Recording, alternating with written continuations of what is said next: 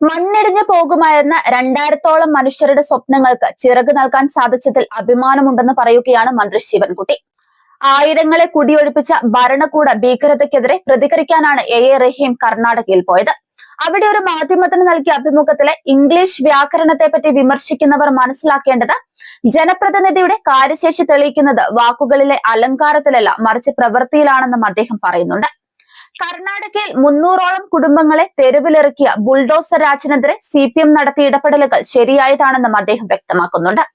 ലക്ഷക്കണക്കിന് പാവപ്പെട്ടവരുടെ ജീവിതം നിർണ്ണയിക്കുന്ന സുപ്രധാന ബില്ലുകൾ പാർലമെന്റിൽ വരുമ്പോൾ വോട്ട് ചെയ്യാതെ മുങ്ങി പട്ടായയിൽ സുഖവാസത്തിന് പോകുന്ന രാഷ്ട്രീയ പ്രവർത്തനമല്ല റഹീം നടത്തുന്നതെന്നാണ് മന്ത്രി പറയുന്നത്. കഴിഞ്ഞ കുറച്ചു ദിവസങ്ങളിലായി മൗനത്തിലും നിസ്സംഗതയിലുമായിരുന്ന കർണാടക ഭരണകൂടം ഇപ്പോൾ ഉണർന്നിരിക്കുകയാണ്. അതിന് കാരണം കേരളത്തിന്റെ മുഖ്യമന്ത്രിയുടെ ശക്തമായ ഇടപെടലും എ റഹീം അടങ്ങുന്ന സംഘം അവിടെ നേരിട്ടെത്തി നടത്തിയ പ്രതിഷേധവുമാണ്. അയൽ സംസ്ഥാനത്തെ ഒരു മുഖ്യമന്ത്രി വിരൽ ചൂണ്ടിയാൽ, ഒന്ന് ശബ്ദമുയർത്തിയാൽ ഏത് അനങ്ങാപ്പാറയും അനങ്ങുമെന്നതിന്റെ തെളിവാണ് ഇന്നലെ ബംഗളൂരുവിൽ കർണാടക മുഖ്യമന്ത്രിയുടെ നേതൃത്വത്തിൽ വിളിച്ചു ചേർത്ത അടിയന്തര യോഗമെന്നും അദ്ദേഹം പറഞ്ഞു. ഈ വിഷയത്തിൽ കോൺഗ്രസിന്റെയും ലീഗിന്റെയും കാപട്യം തിരിച്ചറിയണമെന്നും മന്ത്രി പറയുന്നുണ്ട്. 300 വീടുകൾ തകർത്ത് കൊടും തണുപ്പിൽ മനുഷ്യരെ തെരുവിലെറിഞ്ഞിട്ട് തിരിഞ്ഞു നോക്കാതിരുന്നവരാണ് കോൺഗ്രസ് BJP നേതാക്കൾ. പിണറായി വിജയൻ വീടുണ്ടാക്കി കൊടുക്കട്ടെ എന്ന് പരിഹസിച്ച മന്ത്രിക്ക് ഒടുവിൽ ഇന്നലെ സൂര്യാസ്തമയത്തിന് മുൻപേ കോളനികളിലേക്ക് ഓടിയെത്തേണ്ടി വന്നു. മുസ്ലിം ലീഗിന്റെ അവസ്ഥ ഇതിലും ദയനീയമാണ്. കർണാടകയിലെ സ്വന്തം ഘടകത്തെ തഴഞ്ഞ് കോഴിക്കോട് നിന്നും കുറച്ച് ഫാൻസ് അസോസിയേഷൻകാരെ ബംഗളൂരുവിലേക്ക് അയക്കുകയാണ് അവർ ചെയ്തത്. പാർലമെന്റിൽ മുത്തലാഖ് ബില്ല് ചർച്ച ചെയ്യുമ്പോൾ കല്യാണം കൂടാൻ പോയ MPമാരുള്ള പാർട്ടിക്ക് അവിടെ ഒരു MP അയക്കാൻ തോന്നിയില്ല.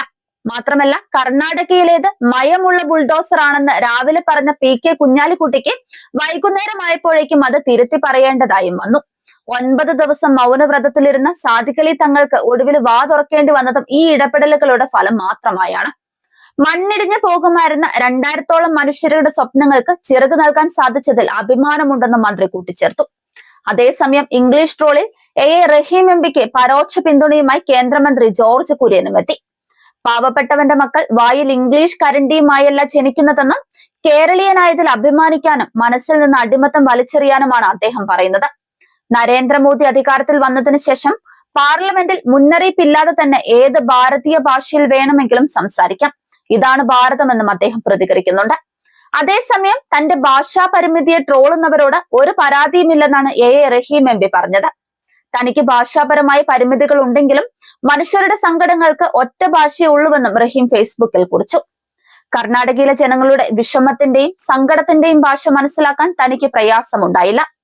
ഭാഷ മെച്ചപ്പെടുത്തി അങ്ങോട്ടേക്ക് പോകാമെന്ന് തീരുമാനിക്കാനാകില്ലല്ലോ എന്നും റഹീം ചോദിക്കുന്നുണ്ട്.